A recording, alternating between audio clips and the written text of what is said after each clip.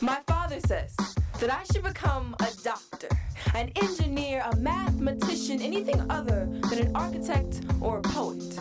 Says I have to think about providing for a family, that there are people depending on my progression, that this generation cannot afford to go backwards. But I want to tell him that I've become both an architect and a poet, that I cannot afford to go forward if it means leaving so many behind. You see, as poets, we have a job to do. We may not be heart surgeons, but I'm here to bear witness that words can heal the most fatal wounds, and stanzas are more powerful than sutures, because there have been nights that the words of poets have kept me alive.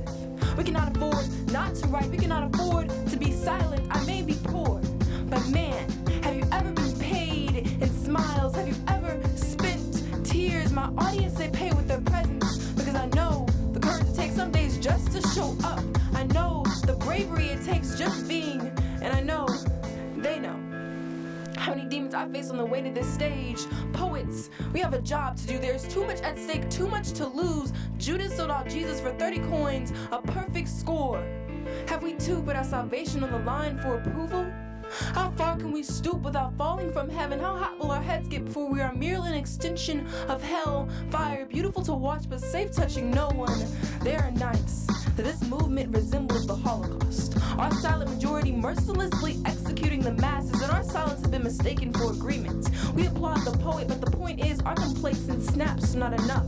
And I cannot help but think, had I been any more fragile, had I been any more prone to breaking, I would not be standing here, indignant of a broken system in which ugly poets are revered for flowery stanzas, hot heads rewarded for their sharp tongues. Poets, we have a fucking job to do, and we're not doing it when we allow a 15-year-old girl to stop writing, to stop breathing.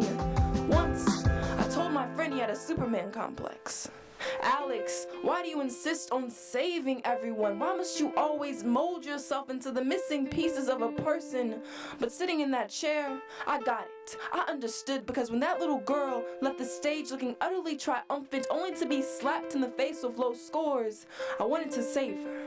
I wanted to tell her, don't you dare stop writing. Don't you dare stop breathing. You're a poet, and baby, we've got a job to do. We all do.